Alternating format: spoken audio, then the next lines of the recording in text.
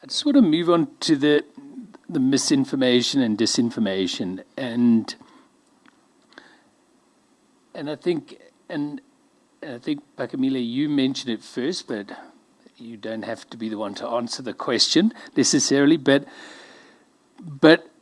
platforms say they're doing something.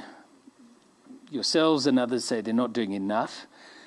And I suppose a question that we're confronted with is, how do we determine what is enough? And what are the resources that are needed? And is there some sort of objective basis to assess that, so that one can also resolve that, in a sense, debate? We're doing enough, you're not doing enough. How do we get to an answer on that? So it's a bit like, are we doing enough to combat child sexual abuse material? Probably not. But are we doing enough to combat crime in South Africa generally? Certainly not. And so I guess we're not going to necessarily reach an objective thing that says, when we've done these 5, 10, 15, 25, 100, 1,000 things, it's going to be enough. But what is clear is this, is that currently their models actively, openly fund and incentivize the spread of mis and disinformation. The mechanisms and the things that they introduce again to combat that are, if you look at their budgets in terms of the money that they spend on it, are minuscule, right? So you can't say that you're taking something seriously and that you're doing it when you're making money in the one hand, and on the other hand you're going, okay, well, we'll do this to mitigate the harms. So I guess the answer to your question would be, enough must be when you know that there's more things that they're doing than they are not doing to make money from that. So the first thing would be, stop making money off mis and disinformation. When you can show overwhelmingly and clearly and abundantly to society that you are not making in money, that you're actively disincentivizing mis and disinformation, when you're happily paying fines for these things, when you are removing people, not just when the networks get exposed, but when you're removing them from making money off disinformation, then we'll start to say, okay, that's a step in the right direction. When we can see evidence that you are playing open cards and saying, these and these and these are the steps we've taken to combat sextortion in South Africa, these and these and these are the things we've taken to ensure that it's a safer environment. This is the money that we've contributed to digital media literacy in South Africa alone. It's this many, it's this 100 million. Then we'll say, okay, you're getting close to enough. Yeah, I think we still, if there is a sort of remedy around this, I mean, the one thing is obviously to say you're penalized for mis and disinformation and their penalties. The other might be to say what sort of resources. So I think it is something that we would still like some further input on, what sort of resources are put into it, not just globally, but in South Africa and in Africa, for sure.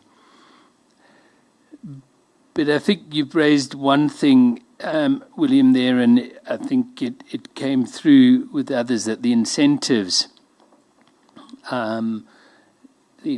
may be wrong, and this is something that other stakeholders have come and talked about, which means that if their incentive is that they're making money off some of this, well, then it's hard to change that behavior. So do you think there's a way to disincentivize, which might change that, rather than a sort of law that says you cannot do this or that? So we'd be very wary of talking about a law that says you can't do this, but that you rather talk about the systems that they have that incentivize, because their tracking and their algorithms reward things that generate more followers for you. If you get X many thousand views, you get rewarded for that. And so that can't just be on the basis of, well, that's content agnostic. Because if you are making money off suggesting that the body of a missing child has been found, there's something fundamentally and morally wrong about making money off that kind of a story. there's something fundamentally and morally wrong and obviously wrong about making money from attacking women journalists online. There's something fundamentally wrong about making money from promoting racism and misogyny. So it's about saying they're the ones who hold all the cards here, unfortunately, in this regard. They know how their algorithms work. They know what of that content spreads and how exactly it spreads and how far. So either they have to play completely open cards with us, good luck, and we hope so, or we have to say, you need to pay money, you need to be fined for that. You need to stop paying those that make money, and you need to be paying back fines that actually start to make you feel a little bit of pain at some point. And then you then link that to meaningful resources, because it's, as Ola pointed out in his examples, they're doing these good things. They'll say they're promoting news stories and that they get some rewards from that, and then they'll happily allow disinformation things to go and spread, and then it falls to the news organizations' limited resources to then spend days, weeks, hours trying to challenge that spread. So we know, for example, if you look at the COVID-19 thing, as it was spreading, we saw when they make a concerted effort, they can actually limit it, right? Most of the big platforms, I think, did pretty well in suggesting that if you spread disinformation about COVID-19, it doesn't exist. If you drink hot water upside down, or like Donald Trump, if you inject yourself with sanitizer or bleach or whatever idiotic thing it was, it's not good for you, right? They de-escalated those, or they removed them, those posts. Suddenly you get this change. Musk comes in, buys up Twitter and X, and then he says, well, no, in the interests of freedom of expression, anything goes, kind of thing, right? And just does away with that. And suddenly you've seen a significant regression from a place where they were actively doing that. And again, we know that they can do this, because if you go and do a Google search now on elections in South Africa, and you ask your thing, is the IEC credible in your Google search, you're going to come up with a whole range of things around the IEC, a whole range of credible, respectable sources that are there. So they can do it.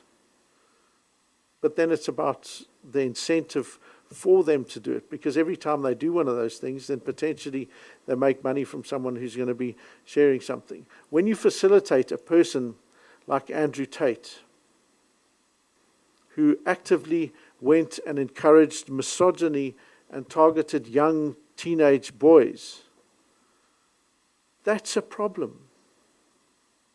When you're actively promoting inequality and misogyny, that's a problem for society, and you're making money off that, and he's making money off that. So again, that's not hard, right? It's like, okay, here they are, these are the issues, we know them. It's not like these people are magicked out of space and it's like, oh, we don't know this. They know them, and they're making money from them. Hit them with the money. Yeah, I think those are interesting comments, but I was interested in particular on the comment about how it also incentivizes those who post, because I think that where people do seek to post to gain, then affecting that incentives was an interesting angle. I just wanted to move a little bit to the issue of moderation, and I suppose what we have heard in the past few weeks, and this was separately from Radio 786 and the SABC, was in fact that reporting on the Gaza war was de-escalated by the platforms or banned. It wasn't clear. And so it's a slightly different point, but it's about them imposing their moderation rules that may not be aligned with our constitution and our press code. And I just wanted to get any comments from MMA on that. Is that equally damaging to remove that voice, or how do you see that different angle? I'll take a stab and then you can add on. Yeah, so, I mean, the jurisdiction issue around how platforms approach content or kind of moderating and looking at content versus our local context issue is a big problem. But at the same time, you know, we operate within a system where, you know, our context is our context matters, and the way we engage and the content that goes onto our ecosystem of information is relevant to us. We have different terms and phrases that constitute hate speech compared to even neighboring countries. But because social media platforms, where they aren't very present in local context, and even when they are, it's, according to them, is very difficult to moderate according to local contexts and local sort of your lexicons. And so we've seen, I mean, the example with the ICJ case is a really good one, because for places where the content where there are different jurisdictional issues with content has a direct impact on the type of information that you get on those platforms as someone living in different countries. And it becomes a problem where it's finding that balance. And it also brings in the issues around, you know, balancing the harmful content with the freedom of expression freedom of expression argument as well. It's the same kind of grappling with those issues, because what one jurisdiction has in terms of their legal frameworks, where it's very different to other jurisdictional or jurisdictions, you know, it is problematic for social media platforms to take all of that into consideration. And that is why we need to look at local initiatives and local solutions to come in. It's why we spoke about that multi-stakeholder solution to that problem, because we know the jurisdictional issue is a big one, and no one solved that just yet. But we know that there are efforts in trying to kind of get into regulating or moderating in that local issue. It's why we've got Real 411. It's because we know that the content that gets reported to that platform is dealt with within our own legal frameworks and our own constitutional mandate. And so it's not just up to the social media platforms, but it will take local initiatives and local organizations to work with platforms in order to get that moderation as accurate as possible. But also, if I could just add, fundamentally, these things come down to power. In Germany, lovely, wealthy country, part of the EU, they have a law that requires them to have people in Germany, that requires them to actively monitor and remove content that promotes Nazi propaganda, for example. Lovely. All of us would agree that's a great thing. They do it in Germany. Do they do it here? Hell no. Do we know how many content moderators there are in South Africa, on the continent? So part of this can be remedied quite easily, right? Which is transparency. Tell us what you're doing and what you've got. What you've got with news organizations is the same thing. I may not like the content of a news organization's, I may not like their political point of view, but I know where they stand because I can go and I can look them up, and I know fundamentally that they will adhere to the same standards as all of their peers, whether or not they have a particular political slant or not. That if there's a problem with it, I can go and I can report that, and it'll be dealt with by BCCSA or by the Press Council. For social media, unless you're going to Real 411, you're not getting it adjudicated to the same criteria. So part of it is about that transparency, but it's also about the fact that content that is allowed on X may not be allowed on Meta, may not be allowed or may be allowed on one of the other platforms. And that just introduces exactly the same content, right? And that just introduces a craziness factor to this that says, how on earth are we as members of the public meant to understand where these lines start to lie? Never mind when you start to get those big political slants coming in. If they were transparent and they said, here's the algorithm, this is the basis on which we're choosing to ignore or not allow this, whereas if you want to, you can. So maybe part of the answer to that is about allowing people to understand their algorithms and allow them to tailor them and tweak them to their own interests and desires. If I want to see content that is pro-Israel, pro-Palestine, pro-whatever, why not? That's what you do with a newspaper or news. You go and you find news that speaks to your issues. Children go and they find things that speak to them and their issues, their heroes, their influences, etc.